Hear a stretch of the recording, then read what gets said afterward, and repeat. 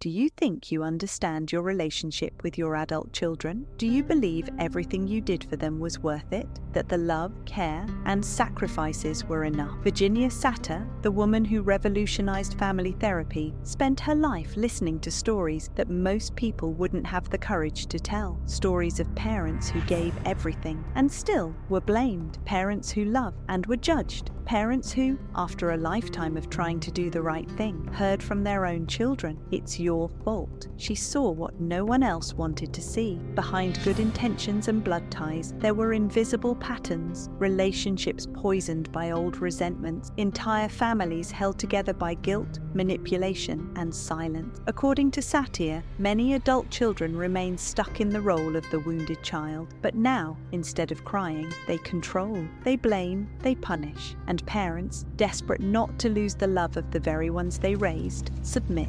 They carry the weight, they silence themselves, and they live in silent judgment every single day. This is the truth most people don't want to hear because it's harsh, it's uncomfortable, and often unavoidable. But you're here, and maybe, for the first time, you have the courage to face the pain you've been carrying, the pain you've never been able to explain. Virginia Satir showed the way. Today, you'll see where it begins. The myth of family harmony. They hug at parties, they smile for photos, they post sweet messages on Mother's Day, Christmas, and birthdays. But when the front door closes, the harmony disappears. The truth is, many families are built on facades. They live to maintain appearances, to meet expectations, to avoid embarrassing anyone. And so, they spend decades pretending everything is fine. Virginia Satir used to say, the greatest emotional suffering doesn't happen during times of war, but inside homes where no one has the courage to speak the truth, where affection is conditional, where silence is enforced, where everyone plays a role and can't step out of it. The father who always has to be strong, the mother who must endure in silence, the son who never grows up, even in his 30s or 40s, the daughter who takes care of everything and carries everyone on her back. It's a well-rehearsed play, each with their mask, each with their script, but deep down, everyone feels exhausted, lonely, and wounded. And the longer it goes on, the harder it becomes to break free, because no one wants to be the first to break the pact of silence. No one wants to be seen as ungrateful, rebellious, or cruel, but the pain keeps piling up. It seeps into gestures, glances, birthdays, until one day the family is together, but no one truly sees each other. No one listens. No one recognizes anyone anymore. Virginia Satir called this emotionally frozen families. People who tolerate each other but don't embrace each other, who coexist but don't connect. Families where everyone must adapt to what others expect and no one feels free to be who they truly are. This is the myth of family harmony, the belief that because they're family, they must love, respect, and understand each other. But that's not always the case. And when that myth is shattered, the opportunity arises to finally see the family for what it is, to build more authentic relationship, or to finally set boundaries where there was only obligation. Because only when we stop pretending can we start truly living. The cruel truth about toxic adult children: they've grown up, they're adults, many even have children of their own, but emotionally they're still wounded.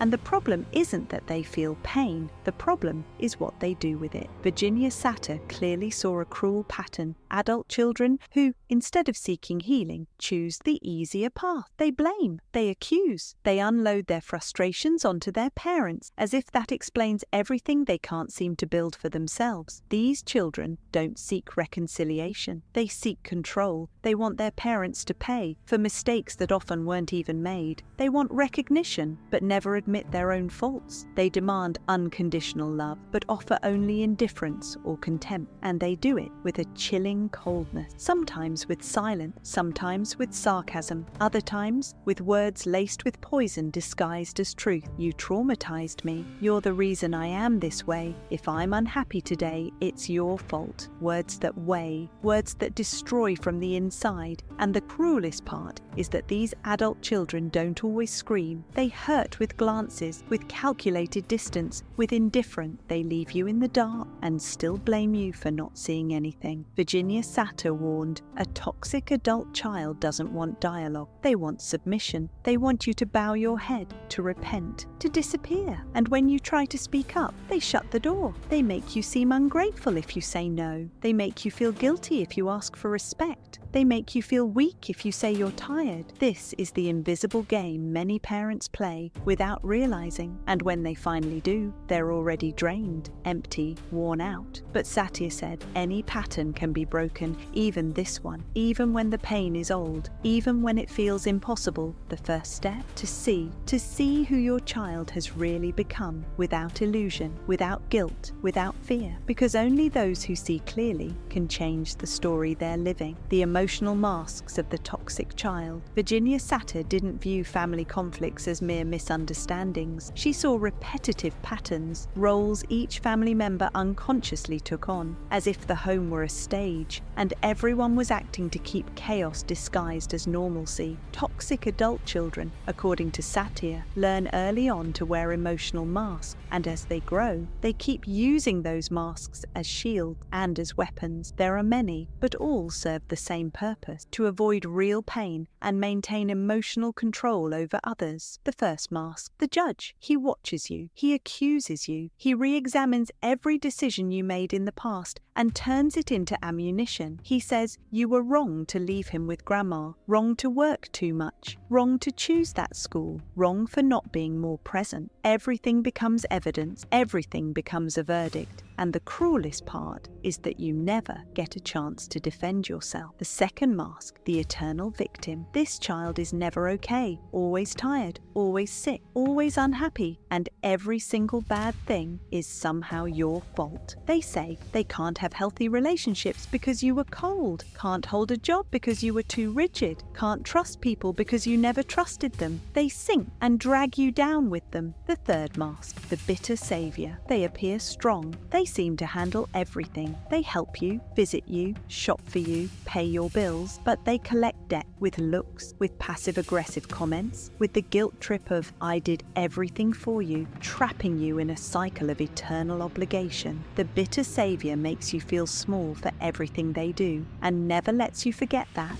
Without them, you'd be alone. The fourth mask, the punishing indifferent. This child doesn't shout, doesn't accuse, doesn't demand. They simply withdraw. They disappear emotionally. They punish you with silence, with absence. They reply with one-word text, decline your invitations, and when they do show up, they're always busy, tired, in a hurry. It's as if they're saying, you're no longer a priority, and the worst part, you feel like you deserve it, even though you don't know why. These masks, Satir said, don't come out of nowhere. They're formed in childhood and reinforced by how the family communicates or doesn't. But what hurts most isn't the mask itself. It's knowing that behind it is someone you love, someone you raised, someone you tried to protect, and now they're the one who hurts you. But remember, the mask is a defense mechanism, not a life sentence. Recognizing these masks is the first step out of the emotional game, the first step to breaking the cycle, the first step to giving responsibility back to the one who's hurting without letting that pain be dumped on you, because you're not the same person anymore, and you no longer have to play the defendant in a story you didn't even write. The cycle of guilt and submission. Why parents feel like hostages. Have you ever tried to say no to your adult child and instantly felt a guilt so heavy it crushed you? Have you thought about setting a boundary but feared that would push them away for good? Or worse, that they'd stop loving you? You're not alone. Virginia Satir said many parents live trapped in a cruel and silent cycle, the cycle of guilt and submission, an emotional pattern where love is always under threat and peace only exists when the parent erases themselves. It begins with doubt. Did I mess up their upbringing? Was I too absent? Was I too demanding? Did I traumatize them without knowing it? And from that doubt, fear is born. Fear of losing the connection, fear of rejection, fear of being told you failed as a parent. Then guilt takes the stage and turns any act of firmness into suffering. You can't set limits without feeling cruel. You can't ask for respect without seeming authoritarian. You can't protect your emotional well-being without looking insensitive. So you give in. You swallow your pain. You say yes. And so submission takes root. Quiet, constant. constant. You apologize for things you don't understand, do favors that hurt you, allow emotional abuse in the name of a love that isn't always there. Virginia Satir warned, love should never be used as currency. If your child only loves you when you do what they want, that's not love, that's control. And control has nothing to do with real connection. Submission out of guilt doesn't save the relationship. It slowly destroys it. It destroys respect, destroys your emotional health, destroys the possibility of a mature, honest relationship. Because healthy love allows no, it accepts boundaries, it honors the autonomy of the one you love. When you say yes all the time just to avoid guilt, you're not building love. You're feeding fear. And fear has never been a solid foundation for any relationship. Satir used to say, when a parent erases themselves, they teach their child never to grow up. And when the child never grows up, both remain trapped in a bond that isn't love, but dependence. You can break free, but first you must accept a hard truth. It is not your duty to carry the guilt of the entire past, and even less, to sacrifice your present to make up for what can no longer be changed. Your duty is to live in peace, with truth, with dignity, and with the courage to begin again, even if it means doing it alone. What Virginia Satir taught about family healing and healthy boundaries. Virginia Satir didn't believe in condemnation. She believed in transformation, even in the most broken bonds, the most distant families, the most painful stories. She always said there was a way, but not an easy way, not a fast one, certainly not a comfortable one. Healing, according to Satir, begins with a brave choice, to see what is wrong with clarity, and to see it not to blame, but to understand, to break the cycle, to choose something different from what was inherited. Many parents seek ready-made answers. They want formulas,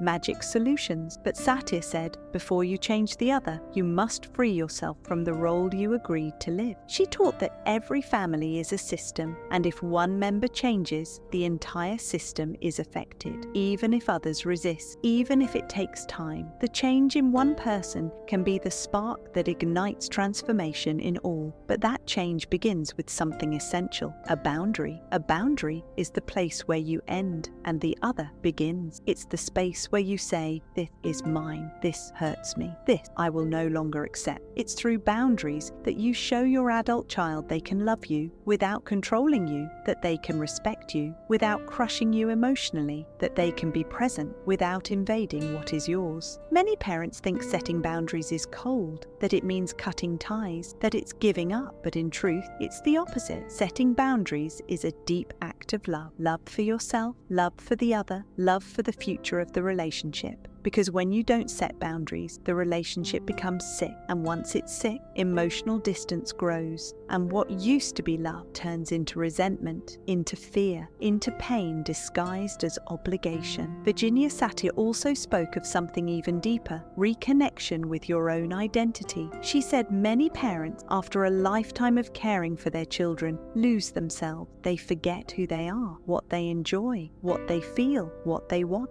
And in this disconnection, they live only to serve, to please, to avoid conflict, to keep others close, even if it costs them their peace. But Satir believed healing begins when you rediscover yourself, when you remember that you are not just a parent, you are a person, a human being with the right to happiness, to choice, to rest, to dignity. And when you find yourself again, you stop begging for love, you stop giving in out of fear, you stop emotionally mutilating yourself in the name of affection that should be natural. Taking care of yourself is not selfishness, it is the beginning of healing. And when you care for yourself, something powerful happens. You teach, you show the other without even speaking that the relationship can be different, that love can be light, that coexistence can be guilt-free, that it's possible to exist with respect. Not every adult child will accept this change. Some will pull away, others will resist, some might even accuse you. But transformation, Satir said, doesn't begin with how the other responds. It begins with your choice to stop living under the weight of submission. It begins when you say, whether out loud or in silence. I love myself enough to stop accepting what is destroying me. The final truth, what you need to hear, even if you want to deny it. You made it this far, and that already says a lot. Most people stop the video in the first few minutes because hearing these truths is uncomfortable. It hurts, it confronts, but you stayed. And now it's time to hear what you may have been avoiding for a long time. Your adult child is responsible for their own choices, for their actions, for how they decide to love or not to love. They have no right to use your guilt as a chain, no right to throw the responsibility for their life onto your shoulders. Yes, you may have made mistakes, you may have failed, overdone, or been absent, but you also got things right. You also tried. You also suffered, and now it's time to forgive yourself. Virginia Satir said the hardest forgiveness isn't the one we give others, it's the one we give ourselves. It's when we stop demanding perfection from ourselves, stop wishing our story had turned out differently, stop punishing ourselves for decisions made from the heart, even if we didn't know if they were right. You did the best you could with what you had, with the pain you carried, with the wounds left by others that no one ever taught you to heal. You don't need to keep apologizing for existing. You don't need to live chasing a love that may never come in the way you hope. You have the right to be respected, to be loved gently, to live without fear of the next conflict, to not walk on eggshells in your own home. If your adult child treats you with contempt, coldness, or manipulation, it is not your duty to accept it. It is your duty to protect your peace, your dignity, your emotional well-being. It doesn't matter how old they are. Every human being must learn that love is only real when it is free, and no one has the right to use the word family to justify emotional violence. Virginia Satir taught us that healing begins the moment we stop accepting relationships that hurt us and start nurturing the ones that strengthen us. Maybe that means stepping away. Maybe it means rebuilding from scratch. Maybe it just means changing within yourself. But whatever it is, the time is now. You are no longer tied to the past. You no longer need to live as if you're in eternal debt. You are human. You have value. You deserve respect, even from your own child. And if they still can't see that, that says a lot about them. But it doesn't have to say anything about you anymore. No more begging for affection. No more settling for emotional scrap. No more hiding behind guilt. You have the right to move forward lightly, even if that means walking alone for a while. Because sometimes dignified solitude is better than hurtful company. Virginia Satir showed the way. Now it's in your hands. Be the first in your family to say, I choose to break the cycle. I choose the truth, even if it hurts. I choose freedom, even if it scares me. I choose peace, even if it costs me some distance. Because if there's one thing you truly deserve, it's to live in peace. For the legacy of Virginia Satir and the choice. Only you can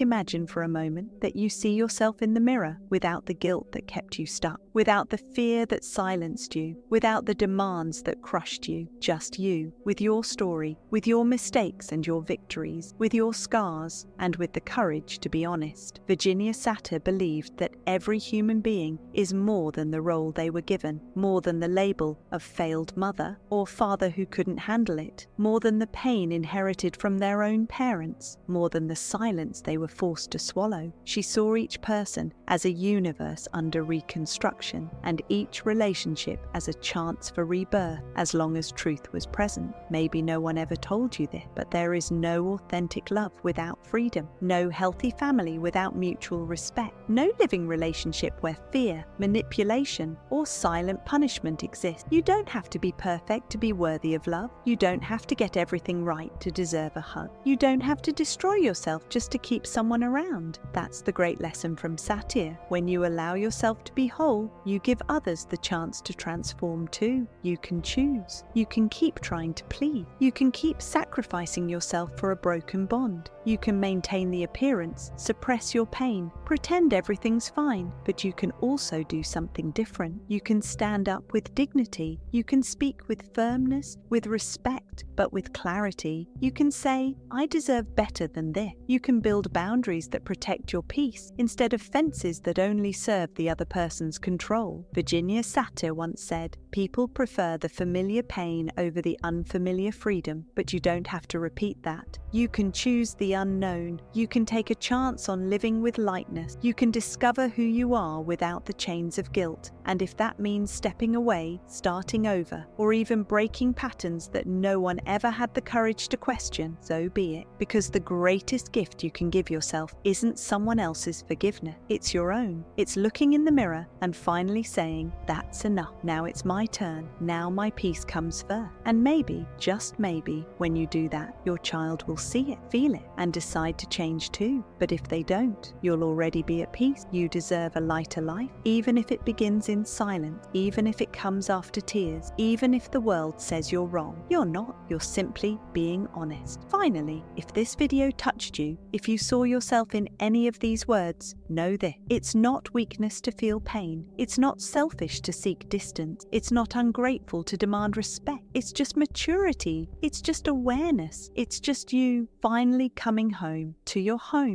inner home, where no one has the right to rule, to hurt, or to imprison you. Virginia Satir handed you the key. You can keep the door shut, or you can use it now. The choice, as it always has been, is yours.